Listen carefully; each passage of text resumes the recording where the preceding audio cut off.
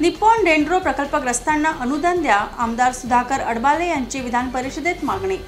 भद्रावती तालुक्यातील Nippon dendro प्रकल्पग्रस्तांना सानुग्रह अनुदान व नोकरी देण्यात यावी अशी मागणी आमदार सुधाकर अडबाले यांनी विधान परिषदेत केली आहे। भद्रावती तालुक्यात सध्या निप्पॉन डेंड्रो प्रकल्पग्रस्तांच्या समस्या चर्चेचा विषय बनला आहे।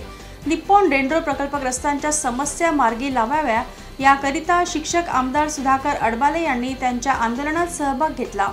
परिणामी त्यांच्यावर देखील पोलीस प्रशासनाने कायदेशीर केसेस लादल्या।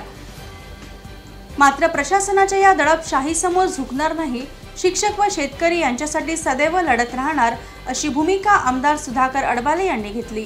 याच अनुषंगाने निप्पॉन डेंड्रो प्रकल्पग्रस्तांचा मुद्दा मुंबई येथे सुरू असलेल्या अर्थसंकल्पीय अधिवेशनात विधान परिषदेत आमदार सुधाकर अडबाले यांनी मांडला।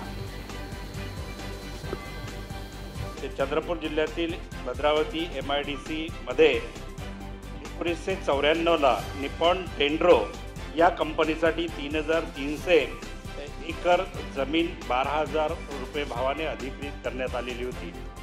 वर्ष होऊन सुद्धा त्या ठिकाणी कुठलाही प्रोजेक्ट आला नाही। प्रकल्पग्रस्त शेतकऱ्यांच्या मुलांची एक ठिकाणी गारज झालेली आहे। त्यांना 30 वर्षामध्ये कुठलेही प्रकल्प मिळालेले नाही।